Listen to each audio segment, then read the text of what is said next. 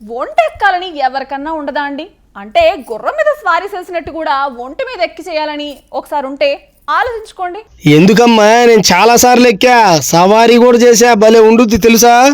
అవునవును, అప్పుడు కూడా వీళ్ళకి జరిగినట్టే నీకు కూడా జరిగింది అనుకుంటా. అందుకే మైండ్లో పార్ట్లు అన్నీ లూజ్ అయిపోయినాయి. నావన్నీ టైట్ గానే ఉన్నాయమ్మా, నువ్వట్ట అంటే హట్ అయిపోతా. మరేం పర్లేదులే అబ్బాయి, ఒంటి మీద ఎక్కాలంటే చాలా జాగ్రత్తగా ఉండాలండి. ఏ మాత్రం బ్యాలెన్స్ తప్పిపోయినా కూడా అంత పైనుంచి పడితే ఇదిగోండి ఇలాగే సరిపోద్ది. ఆ తర్వాత ఆసుపత్రులు చుట్టూ తిరగాల్సి వచ్చేస్తుంది. ఇంకా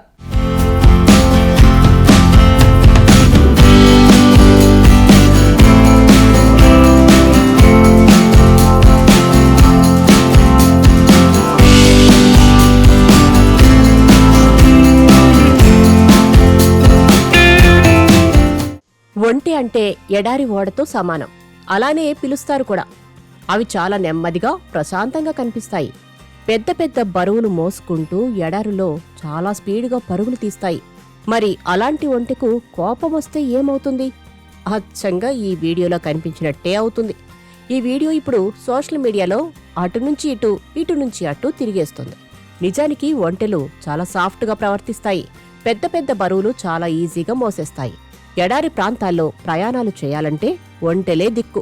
రాజస్థాన్లోని థార్ ఎడారి ప్రాంతంలో ఒంటెలు ఎక్కువగా కనిపిస్తాయి. అక్కడికి వెళ్లే పర్యాటకులు ఒంటెల మీద కూర్చుని సవారీ చేయడం పరిపాటి. సాధారణంగా ఒంటెలు ఎవరికీ ఎలాంటి ఇబ్బందులు కలిగించవు. కానీ ఈ వైరల్ వీడియోలో మాత్రం ఓ ఒంటె ఒక జంటకు చుక్కలు చూపించింది.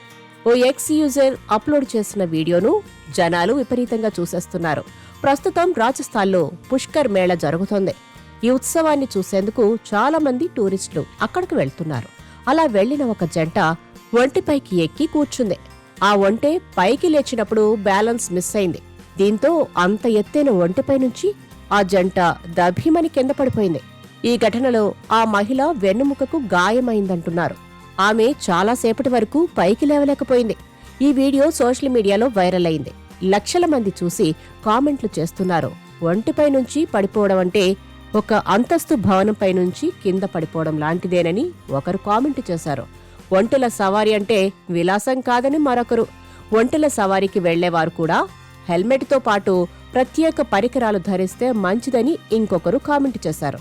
వీడియో చూసే వాళ్లకు ఫన్నీగా అనిపించినా పాపం వారిద్దరి పరిస్థితి మాత్రం దారుణమే.